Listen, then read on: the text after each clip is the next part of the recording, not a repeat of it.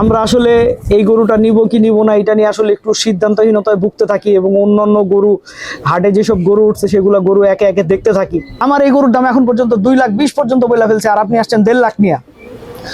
তো এরকম কয়েকজনকে এটা করার পরে গরুর বাজার সম্বন্ধে একটা ধারণা এসে পড়ে যে কোন গরুর মানুষ কেমন দাম বলছে। এটা আসলে আমার পলিসি ভাই গরু কেনার বিষয়ে, ঠিক আছে। তো তারপরে আসলে গরু বাসায় নিয়ে যাওয়ার পালা। গরু বাসায় নিয়ে যাওয়াটা কিন্তু খুবই ইন্টারেস্টিং একটা বিষয়। আর এই ভেজা লফটের মধ্যে আসলে কবুতরকে সুস্থ রাখাটা একটা বিশাল বড় চ্যালেঞ্জ। আসসালামু আলাইকুম দর্শকবৃন্দ, কি অবস্থা সবার, কেমন আছেন আপনারা? আপনাদের সবাইকে আমাদের নতুন একটা ভিডিওতে স্বাগত। দর্শকবৃন্দ, কুরবানির সময় চলতেছে এবং কুরবানির গরু কিনতে গতকালকে রাতে আসলে হাটে গেছিলাম, এর আগেও একদিন গেছিলাম। তো গতকালকে রাতে হাটে যাই এবং হাটে যায় মনে করেন আপনার একে তো বুঝেনি যে হারে বৃষ্টি হইতেছে, এই বৃষ্টিতে কুরবানির হাটে যে ভাই গরুর হাটে যে কি পরিমাণে কাদা, পুরা কাদায় মনে করেন অবস্থা খারাপ হয়ে গেছে। তো যাই হোক, আসলে গরু কিনা একটা প্রসিডিউরের ব্যাপার। তো প্রথমে আমাদের একটা গরু পছন্দ হয় এবং গরুটা মাশাআল্লাহ দেখতেও খুব সুন্দর ছিল।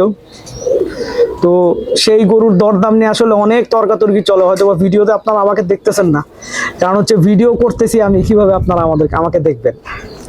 তো যাই হোক, অনেক দরদাম হয়, পরে আসলে এই গরুটার দাম ওনারা আমাদেরকে লাস্ট বলে দেয় হচ্ছে 1,70,000 টাকা।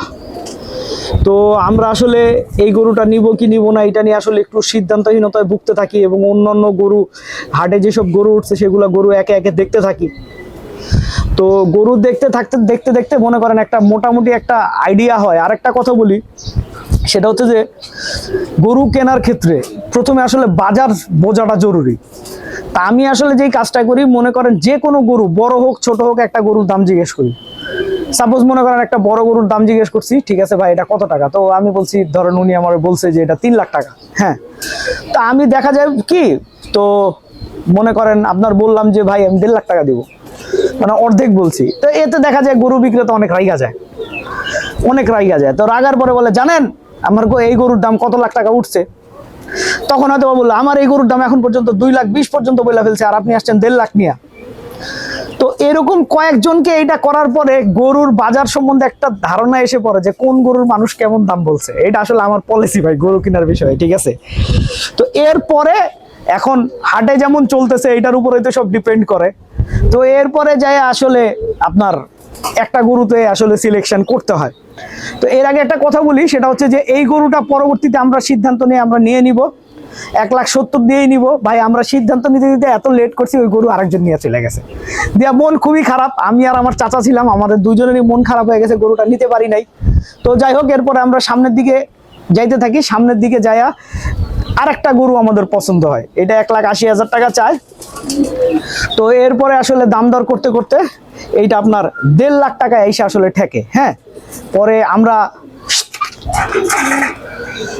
আমরা আসলে 1,50,000 টাকা দিয়ে এই গরুটা নিয়ে ফেলি এবং আলহামদুলিল্লাহ গরু আমার খুব পছন্দ হয়েছে, একদম সলিড দেশি গরু, ঠিক আছে।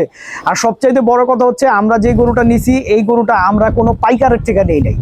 তার মানে হচ্ছে এই গরুটা আমরা যার থেকে কিনছি, ঠিক আছে, উনি এই গরুটা নিজে পালছে, এটা ঢাকায় নিয়ে আসছে বিক্রি করতে। তো তারপরে আসলে গরু বাসায় নিয়ে যাওয়ার পালা। গরু বাসায় নিয়ে যাওয়াটা কিন্তু খুবই ইন্টারেস্টিং একটা বিষয়। আর আপনারা অনেকে জানেন অনেকে জানেন না, আমরা কিন্তু গরুটা এখানে কুরবানি দেই না, আমরা আমাদের দাদির বাড়িতে আসলে গরুটা কুরবানি দেই। তো কেনার পরে আসলে দাদির বাড়ির দিকে নিয়ে গেলাম। আর একটা কথা কি, একটা মজা আছে, মনে করেন গরু নিয়ে যখন আপনারা যাবেন, ঠিক আছে, সবাই জিজ্ঞেস করবে কত হয়েছে, তো দাম বললেন এত। তো যখন অনেকে বলে হ্যাঁ ভাই ভালো হয়েছে গরুটা, এর মধ্যে একটা আনন্দ আছে, একটা ফিল আছে, বুঝছেন। তার মানে কোরবানি ঈদ একটা ভাব থাকে। তো এই জিনিসটা কিন্তু আসলে আমরা ছেলেরা অনেক বেশি ফিল করি, অনেক এনজয় করি। এই জিনিসটা মেয়েরা বুঝবে না, ঠিক আছে। তো যাই হোক, আল্লাহর কাছে শুকরিয়া জানাই, গরু কেনা হয়ে গেছে ইনশাল্লাহ। কালকে আমরা হয়তোবা খাসির কথা ভাবতেছি, খাসি কিনবো।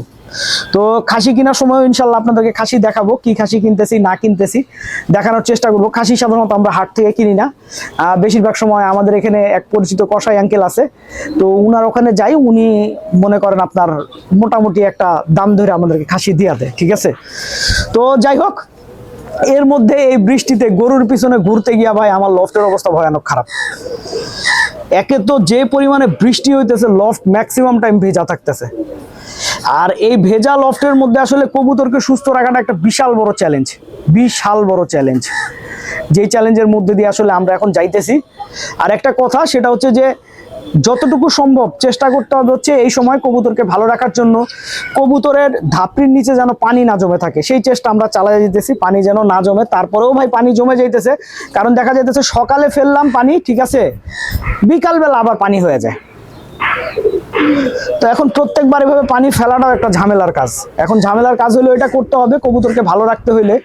আর যাদের কবুতরের হালকা হালকা ঠান্ডা ঠান্ডা ভাব আছে, ঠিক আছে, বা আমার কবুতরের মধ্যে আমি হালকা হালকা ঠান্ডা ঠান্ডা ভাব দেখতেছি কিন্তু ঠান্ডা লাগে নাই, তো আজকে ভাবতেছি কবুতরকে একটু বঙ্কোভেট দিব।